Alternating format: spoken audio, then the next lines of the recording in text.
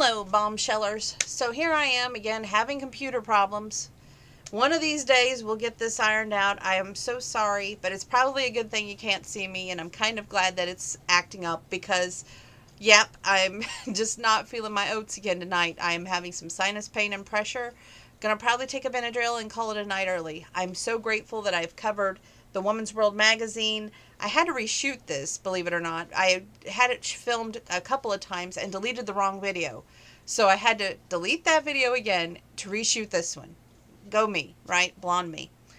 Anyway, today was a nice day. I worked today, got major pages covered in my Linda Lyle Miller book, Part of the Bargain. And it's such a great book because he's already thinking, okay, well, she moved away here from her hometown to make it big in New York, and she got married to a man out there in New York. So what if she got married and divorced? And so, she's probably just moved on to her um, cousin's husband, and he's prejudging her based on rumors and lies. And of course, the cousin's husband happens to be that guy's brother, and so therefore it's creating drama, and it's creating such a mass of misunderstandings because nobody's really given her a chance to explain what really happened. They're just going based off of what this guy is saying about her, and it's horrible, which we hope that he wises up. So far, 140 pages in, he has not wised up, but the brother has slowly learned that while in New York, she was married, and the man that she was married to didn't give her the kind of marriage that everybody thought was picture perfect, and that she was raising her stepson basically as her son because his biological mother died. The father didn't want him, and so she would try to get the biological father, which was her husband, to spend more time with the ill son, and he wouldn't do that. Then the stepson died, and it was just a lot of weight that she had on her shoulders. And going through that horrible relationship, well, that was just devastating for her, needless to say. She leaned on what she thought was a friend, which happened to be her brother-in-law. But the brother-in-law only created more problems. So therefore, she's having to overcome a lot of, again, hearsay, rumors, and he's just not hearing anything of it. Her father's the only one that's actually listening to her half the time, if you will. He's got his own problems, and there comes a time, though, where he starts being like, you know what, I've always been attracted to this woman. We have this chemistry, but yet he doesn't want to recognize the chemistry because he wants to still put all this blame on her of her ruining almost everything in and around his life. So it's kind of interesting to see if he's ever going to overcome that, if he's going to ever give her a clean slate, or if they will always be at odds, which right now they've kind of come to an understanding, but yet it's not a real good understanding. And I'll be more in tune to give you that review when I finish the entire book. I have got One Night Rodeo scheduled to do some pages with you tonight.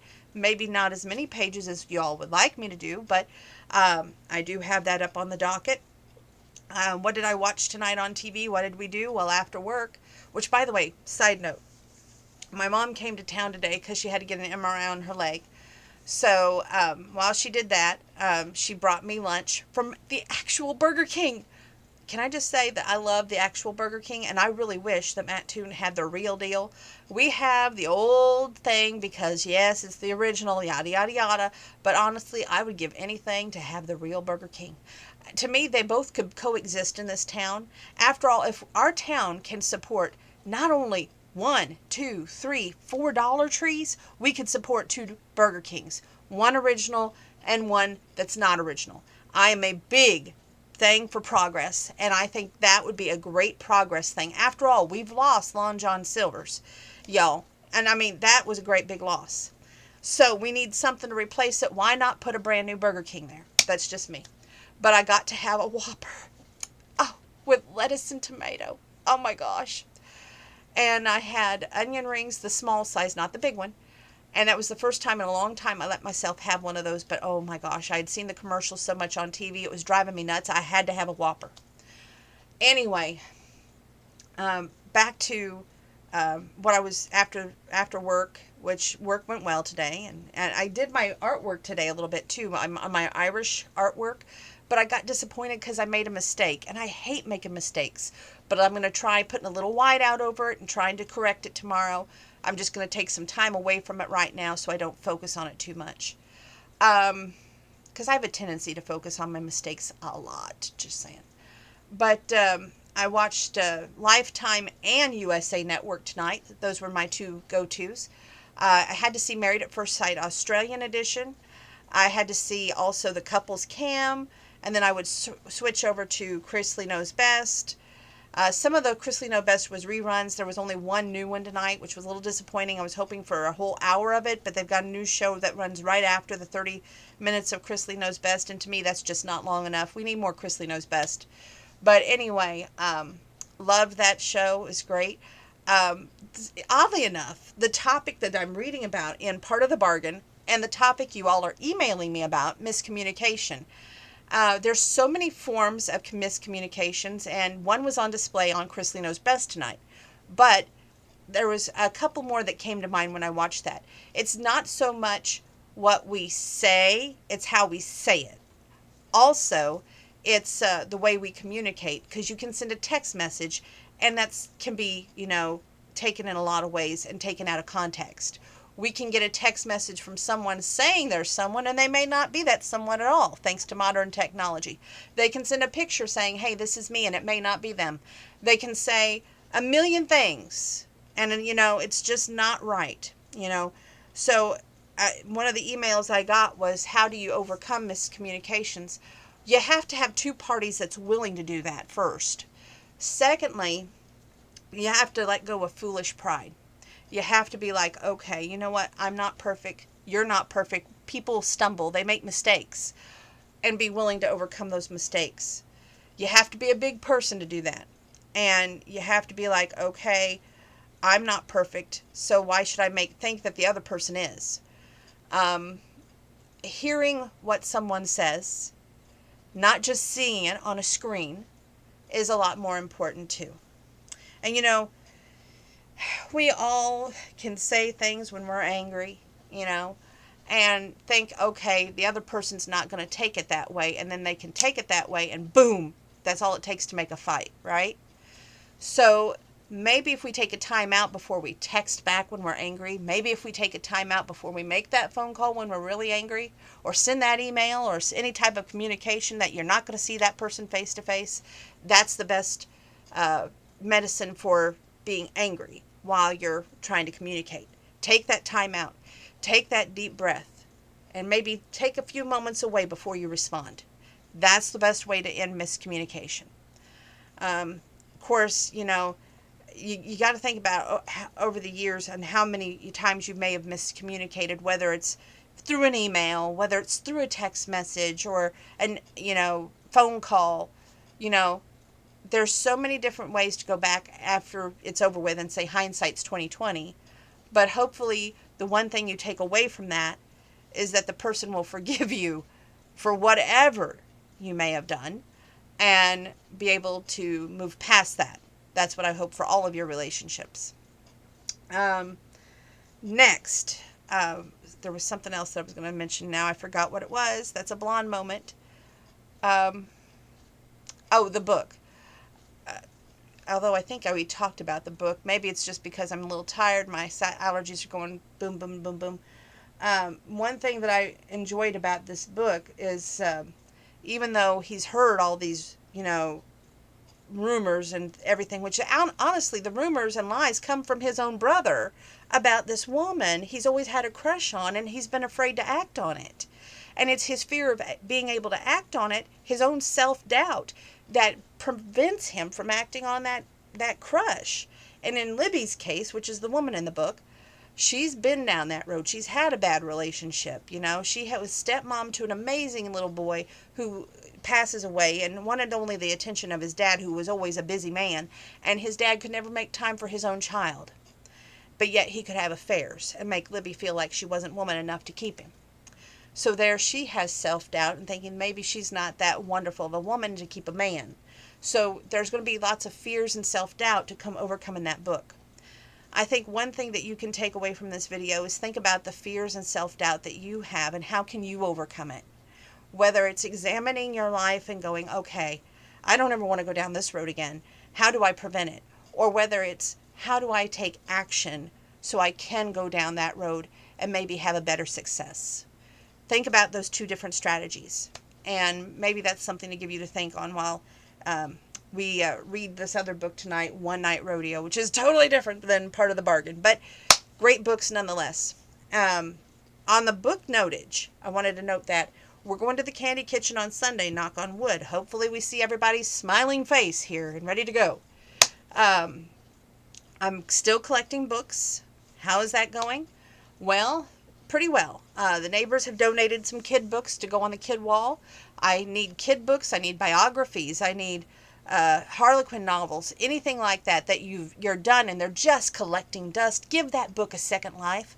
Give it the joy of reading to someone else. And while you're doing that, you're helping out the library for Tuscola, because they have a little jar in that donation room where they hope that people donate money for taking a book or, bring a book and for a book. But it's something great and it's something wonderful to give that joy of reading, because it gives that book a second life after you're done with it. That's something that I'm trying hard to do, and even part with my favorite authors. So the joy keeps going on. And plus, after I've shared it with you here on YouTube, the book has been done with me. That's the way I feel. Although I would love the chance to meet some of my favorite authors, just saying. Maisie Yates, Lori Wilde, Linda L. Miller, Lorelei James. Those are some major authors for me. Would love to read the chance to meet them, but don't think I'll ever get that chance, but would love the chance.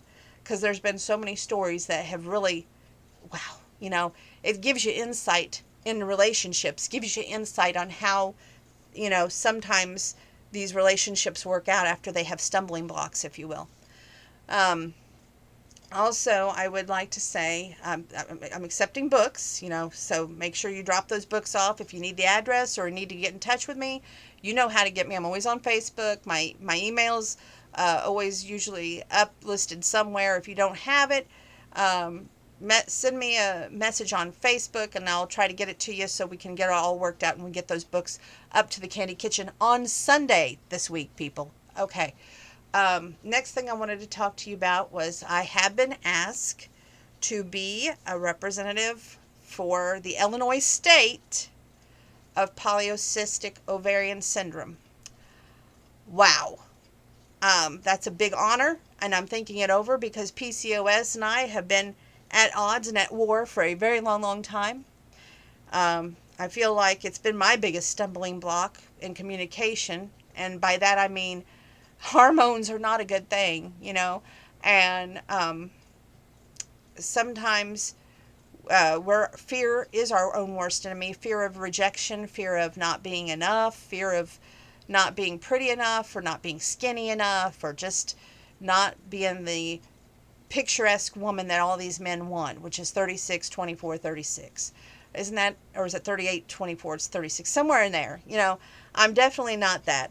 I'm not a Barbie doll, and I never will be, but it's funny over the years how we change, not only in our looks, but in our likes and dislikes. This came up the other day.